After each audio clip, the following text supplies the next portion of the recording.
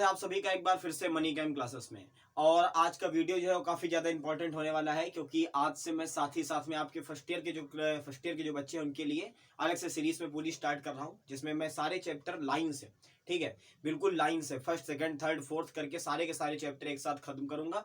वही टारगेट रहेगा जो कि हमारा इंटर वाले बच्चों के लिए, यानी कि हम लोग क्या नवंबर से लेकर के दिसंबर फर्स्ट वीक तक सारे के सारे चैप्टर्स को क्या कर देंगे, खत्म कर देंगे। ठीक है, तो सबसे पहले नंबर पे इंट्रोडक्शन पार्ट की बात कर लेते हैं कि हम लोगों को क्या क्या पढ़ना है। तो 7 चैप्टर हमारे एनसीईआरटी की फर्स्ट बुक में है, ठीक है, और 7 चैप्टर हमारी सेकंड बुक में है। तो हम लोग आज स्टार्ट करेंगे किसको, पहली बुक को। और बाकी का इंट्रोडक्शन पार्ट का वीडियो बनाने के लिए बहुत सारे ऐसे चैनल यहाँ पर आपको पहले से ही सब कुछ पता होगा कि कितना आपको पढ़ना है। आपको बुक्स की पीडीएफ अब तक प्रोवाइड हो गई होंगी, ठीक है, नहीं प्रोवाइड हुई है तो आप नीचे कमेंट बॉक्स में कमेंट कर दो, मैं आपको प्रोवाइड कर दूंगा।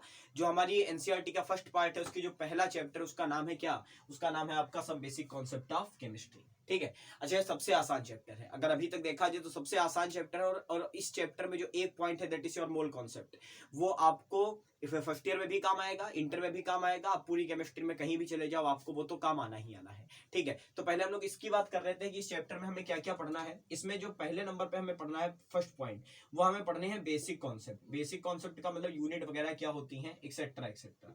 और ये चीजें आपको फिजिक्स में भी पढ़नी होंगी, एमकेएस सिस्टम, सीजीएस सिस्टम, ये सारी चीजें आपको कहाँ पढ़नी होंगी, ये सारी चीजें आपको वहां पर भी पढ़नी होंगी, फिजिक्स में भी पढ़नी होंगी, केमिस्ट्री में भी पढ़नी है। जो दूसरी मेन चीज आपको पढ़नी है वो है इसमें loss of chemistry, basic loss of chemistry. वैसे तो बहुत सारे लॉस हैं, ठीक है, लेकिन वो बेसिक लॉस जिन पर केमिस्ट्री की क्या होती है, जिन पर केमिस्ट्री को नींव बना करके खड़ा किया जाता है कि हाँ इन चीजों को तो हमें फॉलो करना ही करना है।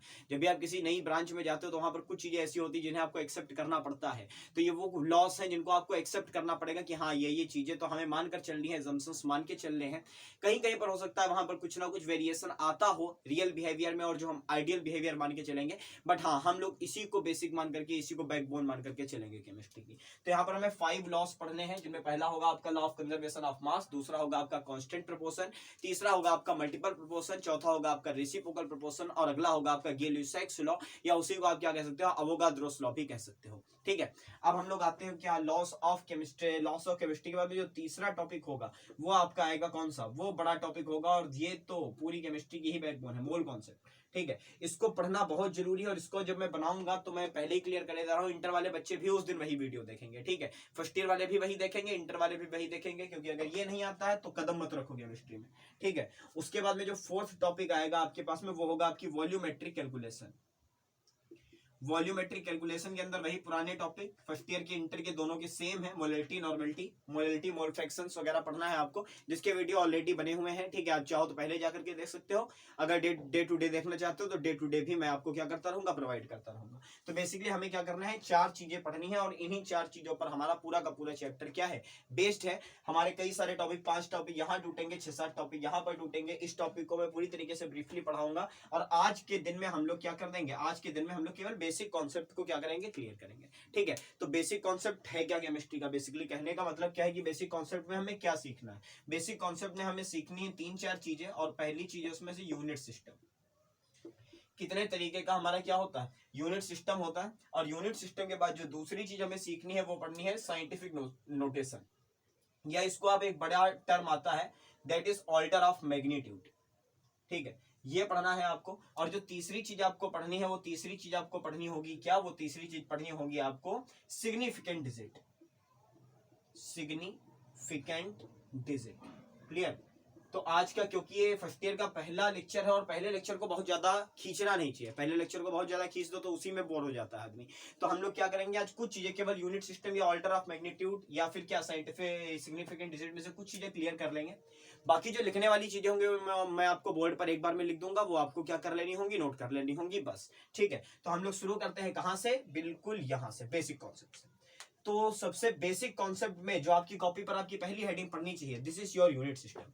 यूनिट सिस्टम क्या होता है, तो पहली बात तो यह दिमाग में आ जाए कि यूनिट ही क्या होती है, यूनिट मतलब क्या, ठीक है, हाई स्कूल से पढ़ रहे हो, 9th में पढ़ रहे हो, यूनिट पढ़ा दी जाती है, इसकी मीटर लगा दो, इसकी केजी लगा दो, इसकी क्या लगा दो, एम्पियर लगा दो, इलेक्ट्रिसिटी पढ़ो तो कुछ और यूनिट लगा दो। यूनिट मींस क्या होता है?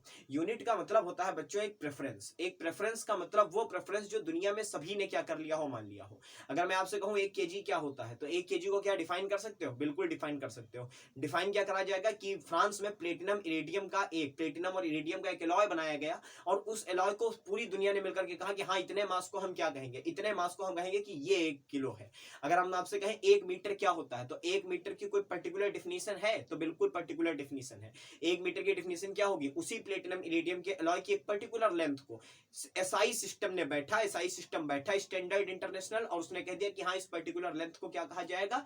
मीटर आज से कहा जाएगा, और वही चीजें दुनिया में मानी जाने लगी। ठीक है, तो यूनिट सिस्टम का मतलब क्या होता है? यूनिट का मतलब बेसिकली यूनिट मतलब होता है एक, और एक का मतलब आप किसी को भी कंपेयर कर ले जाओ उससे। और यूनिट सिस्टम का मतलब क्या है कि कुछ वो यूनिट्स बनाई गई जो कि सबको फॉलो ही करनी थी। ठीक है, उतनी लेंथ को आप मीटर कहोगे, उतने मास को आप केजी कहोगे, इतने अमाउंट को आप 1 मोल कहोगे, एक्सेट्रा एक्सेट्रा। तो यहां से यूनिट सिस्टम निकल कर क्या, और बेसिकली 3 तरीके के यूनिट सिस्टम सबसे ज्यादा फॉलो होते हैं। पहला कौन सा है आपका? एमकेएस, दूसरा है आपका सीजीएस, और तीसरा है आपका एफपीएस।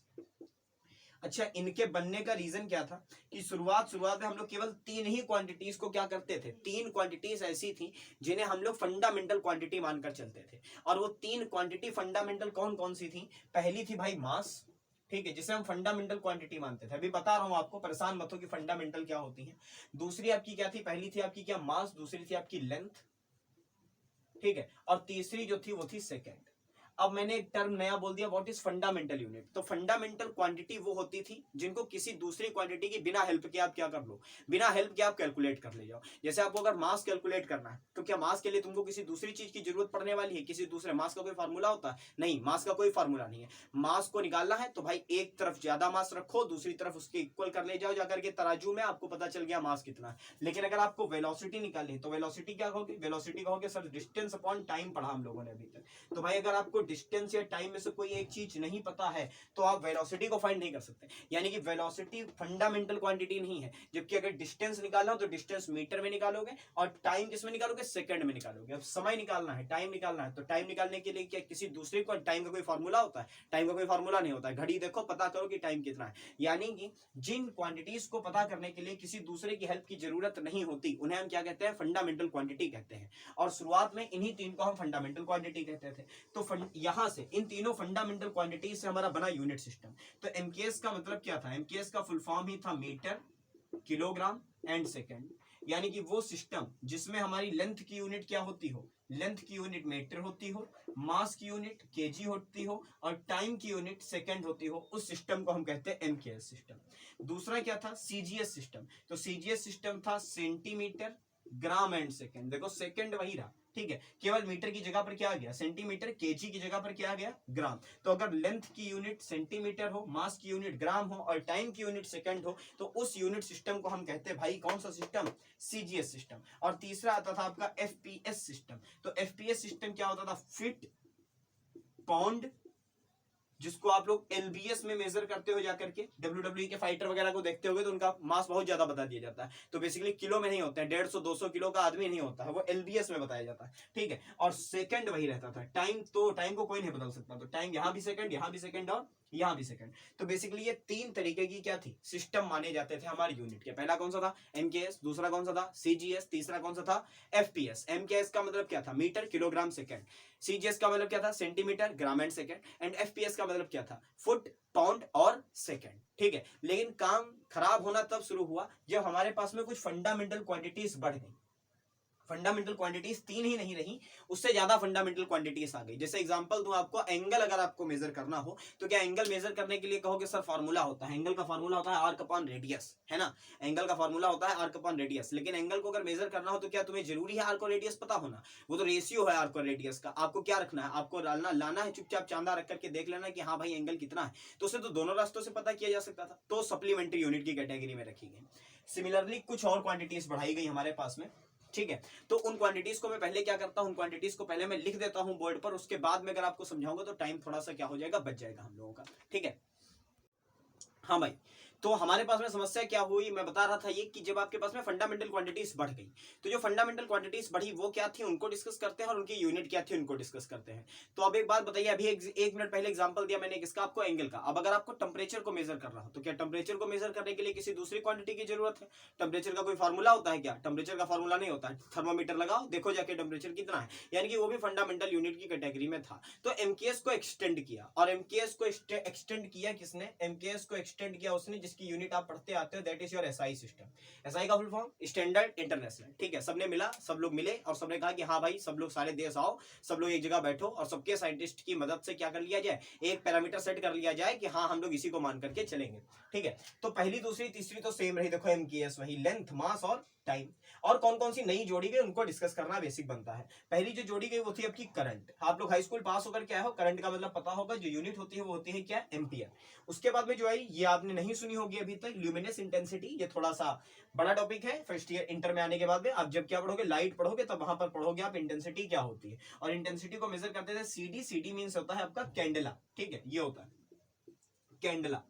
उसके बाद में आया आपका टेम्परेचर। तो टेम्परेचर में बिल्कुल कंफ्यूज मत होना कि degree centigrade it's SI unit. Degree centigrade नहीं होती है, जो केल्विन होता है वो इसकी एसआई यूनिट है। ठीक है, ये बात बहुत ध्यान रखना। और केल्विन डिग्री सेंटीग्रेड का टेम्परेचर वही 273। और अगर फर्स्ट ईयर में जुड़े रहोगे मुझसे तो मैं सारी बातें बताऊंगा कि 273 ही क्यों आया, 274 या 275 क्यों नहीं आया, कम नहीं आया, ज्यादा नहीं आया, सारी बातें क्लियर करेंगे, खेलेंगे इसके साथ। अगला है आपका लास्ट, और ये तो मोस्ट इंपॉर्टेंट है, यही तो है मोल कॉन्सेप्ट, आपका अमाउंट ऑफ सब्सटेंस। और अमाउंट ऑफ सब्सटेंस को मेजर किया जाता था किसमें, मोल में। तो इसके बारे में भी मैं अभी कोई जानकारी नहीं दे रहा हूं क्योंकि ये तो एक टॉपिक ही अपना पूरा का पूरा होने वाला है। ठीक है, तो इतनी चीजें तो आपको, ये थी आपकी फंडामेंटल क्वांटिटी और ये थी उनकी यूनिट। इनके बाद में दो और unit I, that is your angle and solid angle. ठीक है, तो एंगल और सॉलिड एंगल क्या होता था उनको समझ लेना है। और एंगल और सॉलिड एंगल की जो यूनिट होती थी वो होती थी रेडियन।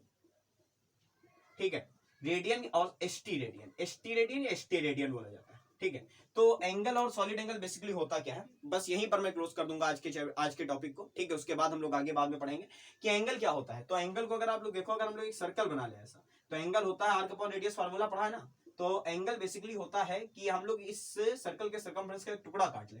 ये देखो एक टुकड़ा काटा छोटा सा, ठीक है, और इस टुकड़े को दोनों तरफ से इधर से क्या कर ले, इस पर मिला ले, तो देखो क्या बना, एंगल बना। ठीक है, ये 2D चीज है क्या, सर्कल बनाया था बिल्कुल 2D चीज है। तो जो यहां पर आएगा ये होगी आपकी आर्क, ये होती है आपकी आर्क, और ये होता है आपका रेडियस। इसका जो रेशियो आता है that is your angle theta, वो यहाँ पर एंगल थीटा बनता है। ठीक है, तो ये तो 2D में से काटा था हम लोगों ने, इसको कहते हैं आर्क। अगर हम लोग क्या करें, आर्क की जगह पर कर्वेचर लेने। ठीक है, वर्ड बहुत कम यूज होता है, हाई स्कूल पढ़ के आए हो, फिजिक्स में सेंटर ऑफ कर्वेचर वगैरह, radius of curvature, centre of curvature पढ़ा होगा, बट मुझे पता है बहुत अच्छे से कि तुमको पता नहीं है कि कर्वेचर क्या होता है। ठीक है, तो भाई देखो जैसे आर्क होती है सेम वही कर्वेचर होता है। आर्क का मतलब क्या, आर्क का मतलब है सर्कल लिया, सर्कल के सर्कमफ्रेंस का एक टुकड़ा काट लिया, that is your arc. Curvature क्या है, स्पेयर लिया।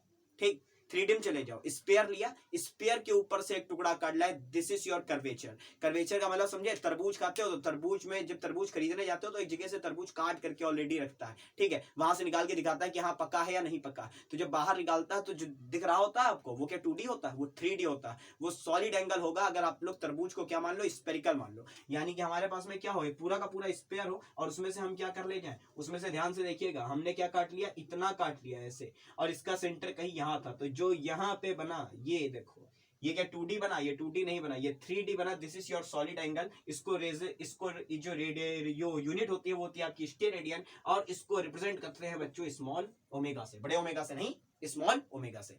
तो हमारे पास में बात क्या बताना चाहता था, बात बताना चाहता था ये कि एसआई ने एमकेएस को किया एक्सटेंड, और एमकेएस को एक्सटेंड करके उसने एक परफेक्ट यूनिट सिस्टम क्रिएट कर दिया। उस परफेक्ट यूनिट सिस्टम को हम लोग कहने लगे एमकेएस, जिसके अंदर 7 फंडामेंटल यूनिट थी और 2 सप्लीमेंट्री यूनिट थी। फंडामेंटल यूनिट्स को मेरे साथ रिवाइज कर लो एक बार। पहली थी लेंथ, दूसरी थी मास, तीसरी थी टाइम, अगली कौन सी थी, करंट, उसकी अगली कौन सी थी, ल्यूमिनेस इंटेंसिटी, उसकी अगली कौन सी थी, टेम्परेचर, एंड लास्ट वन थी आपका अमाउंट ऑफ सब्सटेंस। उनकी यूनिट आपके बोर्ड पर लिखी हुई है, आप लोग इसको अपनी कॉपी में लिखो और याद कर लो। उसके बाद क्या था दो आपके पास में थी सप्लीमेंट्री यूनिट, वो थी आपकी एंगल एंड सॉलिड एंगल। ठीक है, तो एंगल की जो यूनिट थी वो थी रेडियन, और सॉलिड एंगल की थी स्टेरेडियन। एंगल होता था आर्क अपॉन रेडियस और सॉलिड एंगल होता था कर्वेचर अपॉन रेडियस स्क्वायर। ठीक, क्लियर पूरी तरीके से। तो हम लोग नेक्स्ट वीडियो में क्या पढ़ेंगे, हम लोगों ने यूनिट सिस्टम क्लियर कर लिया, बस इतना ही है यूनिट सिस्टम आपके पास। जब अगले वीडियो में हम लोग आएंगे तो हम लोग पढ़ेंगे बेसिकली ऑर्डर ऑफ मैग्नीट्यूड क्या होता है और साइंस में अप्रोक्सीमेशन में हम लोग कैसे कैलकुलेशन करेंगे। दूसरी बात, हम लोग एक बहुत बड़ा टॉपिक पढ़ेंगे that is your significant digit. वहां से क्वेश्चन 100% बनता ही बनता है, अनअकैडमिक में भी बनता है। ठीक है, कई बार हर 2-3 साल के बाद, इतना इंपॉर्टेंट टॉपिक नहीं कि हर साल नीट और आईआईटी में वहां से क्वेश्चन आ जाए, बट हाँ 1-2 साल की गैप पर वहां से क्वेश्चन पूछा जाता है, लेकिन वो आपके लिए पढ़ना बहुत जरूरी है। ठीक है, तो आप लोग शुरू करिए मेरे साथ में, धीरे धीरे शुरू करते हैं, बहुत ज्यादा एकदम से बर्डन नहीं डाल रहा हूँ। आगे से जो वीडियो आएंगे वो थोड़े से टफ होंगे, थोड़े से क्रिएटिव होंगे, दिमाग को खोल के बैठना मेरे साथ। ठीक है, तब तक के लिए थैंक यू वेरी मच। अगर वीडियोस पसंद आए तो चैनल को तुरंत क्या कर लो, सब्सक्राइब कर लो, क्योंकि मैं बहुत कुछ करने वाला हूँ आप लोगों के लिए। Thank you very much.